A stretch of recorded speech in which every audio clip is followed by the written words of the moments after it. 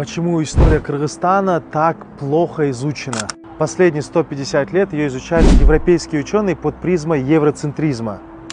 Во время Российской империи, когда ученые впервые обнаружили курганы с письменностью на территории Сибири, они не могли поверить, что там могла быть высокоразвитая цивилизация. Поэтому они официально утверждали пропагандистскую идею, что до прихода Ермака в Сибири не было никаких государств. В советский период история Кыргызстана изучалась только с 17 века, то есть до прихода русских утверждалось, что никакой цивилизации не было.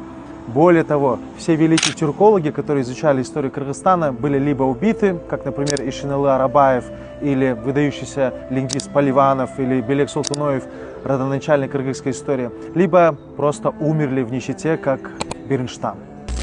Но уже в 21 веке, когда вся молодежь привыкла к качественному контенту, учебники истории Кыргызстана, которые написаны тяжелым академическим языком, не вызывают